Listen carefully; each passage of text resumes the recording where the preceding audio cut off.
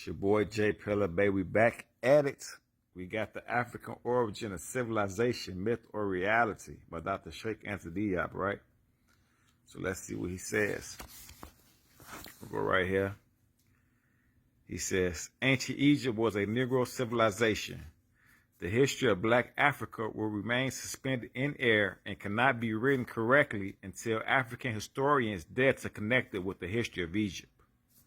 In particular, the study of languages, institutions, and so forth cannot be treated properly. In a word, it will be impossible to build African humanities, a body of African human sciences, so long as that the relationship does not appear legitimate. The African historian who evades the problem of Egypt is neither modest nor objective, nor unruffled, nor ignorant, cowardly, or neurotic. He is ignorant, cowardly, and neurotic. Imagine, if you can, the uncomfortable position of a Western historian who was to write the history of Europe without referring to Greco-Latin antiquity and try to pass that off as a scientific approach. The ancient Egyptians were Negroes.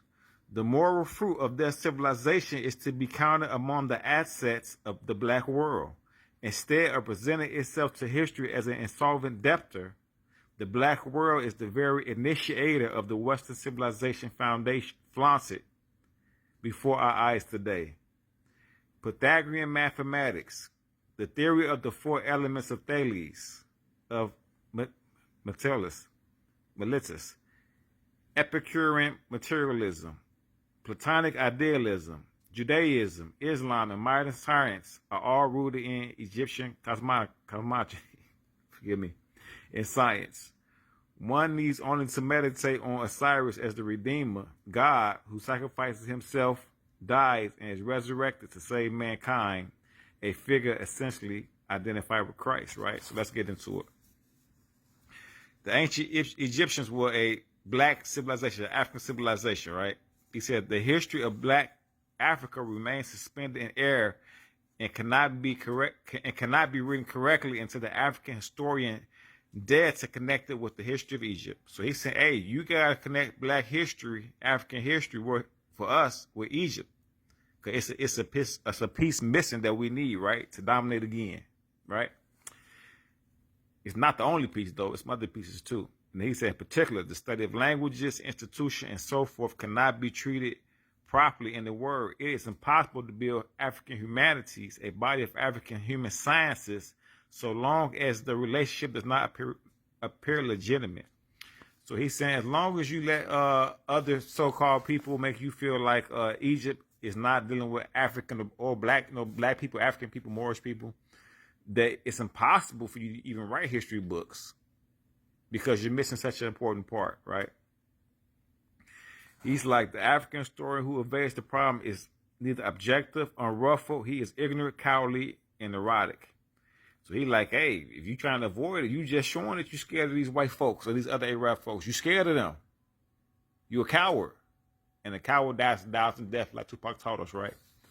And then he says the ancient Egyptians were Negroes. He said the moral fruit of their civilization is to be counted among the assets of the Black world. And so think about, he said the assets.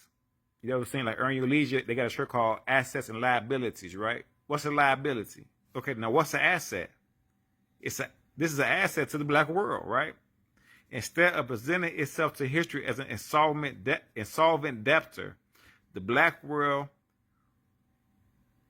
is the very initiator of the Western civilization flaunted before our eyes today. So he's like, instead of us thinking like, oh man, we owe them, the people who, these Europeans and other people who hate us, right? That we are really the forerunners. We the pioneers of Western civilization, of everybody else, right? Of the things in front of us, we taught them this. But when they control your education, you think that this is some new stuff, right? And so he said, let's say it again, the moral fruit, the ancient Egyptians were Negroes. The moral fruit of their civilization is to be counted among the assets of the Black world.